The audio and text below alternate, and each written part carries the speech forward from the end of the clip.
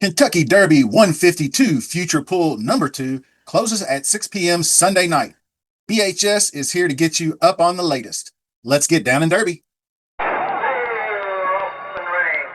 Today's race may affect their odds, and we'll polish things off with a Kentucky Derby top 5. Before we begin, make sure you subscribe to the channel. You can be eligible for my weekly, sometimes weekly split the pot draw. I don't do it every single week, but there for the most part, once we get into the Derby Trail, we will. So check the description for details, but you must be a subscriber. Smash that like button and leave a comment so I can get your username for future draws. So let's get right into it, and we'll start at the top with the first one on the list, Blackout Time. That's Kenny McPeek's horse. That one opened up at 20-1, and it was floated up to 31, I believe, last time I saw it. Probably due largely to some recency bias against that scratch from the Breeders' Cup Juvenile. Uh, this one actually, I thought, has shown a lot of development so far to project forward from here. The Breeders' Futurity, it was obvious the best horse was Ted Noffey, but I thought Blackout Time ran well enough in that race to earn, some respect. And you can look back at McPeek's Mystic Dan and as a juvenile, not all that impressive, but he developed over the winter and he turned into a star during the late winter, spring, at Oaklawn Park, if we remember that. But that's McPeak's MO. He prefers to let his horses develop like on the job training type stuff. His philosophy emphasizes patience, durability, long term potential. So for a horse like Blackout Time to come out and be as good as he is already, probably has McPeak pretty excited. So I'm sure he wasn't very happy, and he expressed that scratching of his horse there on the Breeders' Cup Day. But that's okay. Bigger fish to fry down the road. And Brant is another one. Bob Baffert, that opened up at a very lean 10-1, but it has swelled up to 21-1 last I checked. So that tells you bettors weren't willing to swallow that short price this early on. But this horse has top end talent, and you saw it by the effort he gave in the Breeders' Cup Juvenile, giving Ted Noffey a good run for his money. But I think, unlike some of Baffert's past early bloomers, like Citizen Bull, just most recently, the pedigree on this one is much more sound. Sired by Gunrunner, and we know his prowess as a sire, a grinder, potential horse, that'll come get you down the stretch, so to speak.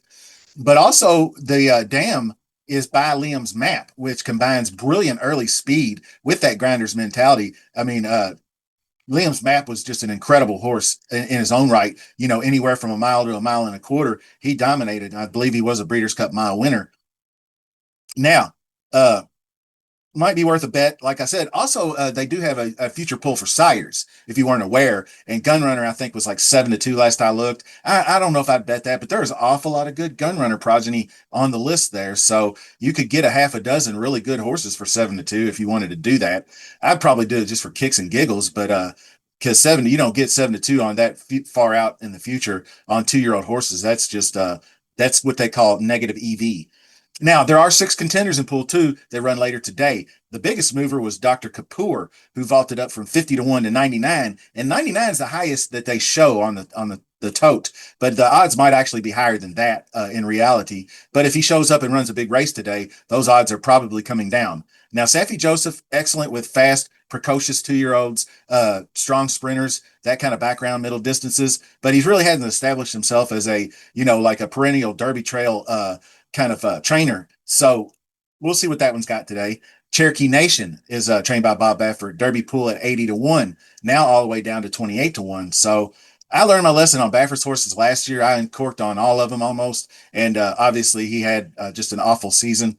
And I think maybe that I'm not saying he's past his prime by any stretch, but maybe just last year was a bad year and he might just tear ass this year with Brant and this one, Cherokee Nation, who has a really good chance to win today.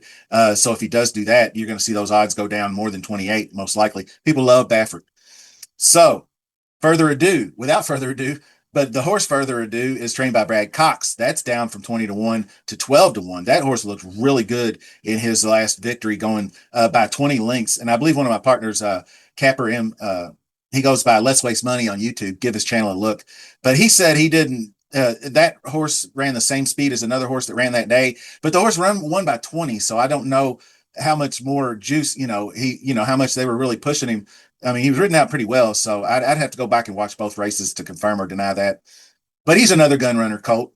The other one is McPeak's Universe. Not too hip on that one, but you know how Kenny is. That one's 99 or higher currently. So keep an eye on and see how he runs. But that's all for the Jockey Club. You could go watch the preview video on that if you want to get any last minute insights on the race. Obviously, we need to talk about Ted Noffey, the number one stunner, so to speak. Todd Pletcher develops horses with patience and precision. He never over races them. He gives them a good education and not a lot of pressure. Rebuilds them over the winter in Palm Beach, all that kind of good stuff. And he's had a lot of misfortune with Forte a few years ago and things of that nature. But Ted Noffey might be one of the most naturally raw, talented horses he's ever had.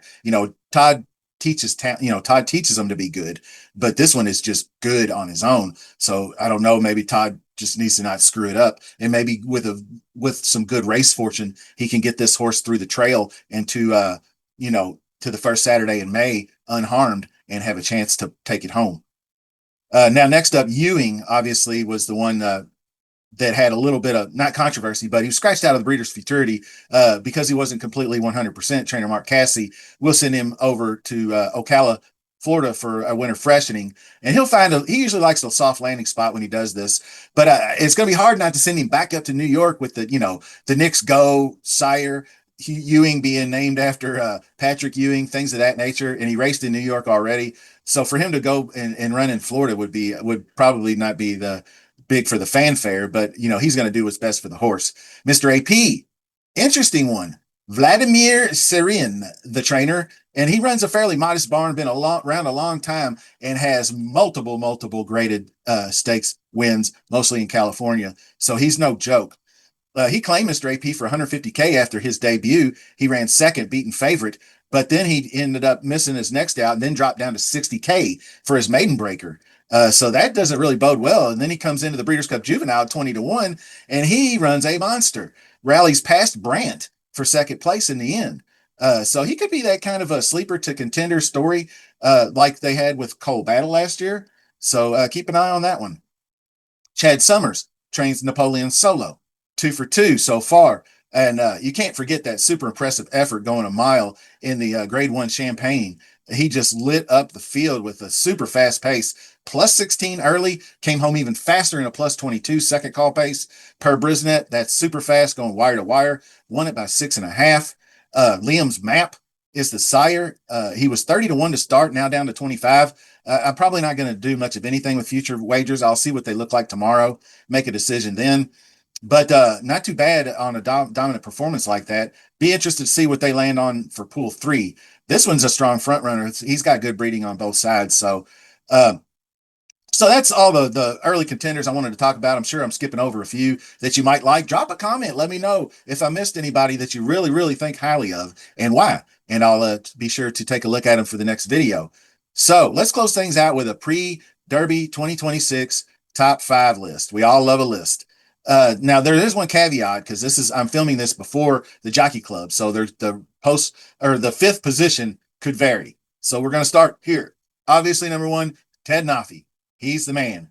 Number 2, I'm going to place Brandt number 2 because after looking at that strong breeding, I really think that horse is going to be more than just one of Baffert's speedsters that he picks off a successful juvenile campaign with. Then I'm going to make number 3 Blackout Time because I think the horse is so good right now that McPeak can have this horse even improving even more, and he could be one definitely to look at down the road. Then I got to give it up to Napoleon Solo. That was just such a good effort in the Champagne, and he's done nothing wrong. Now this is where number 5 is going to differ.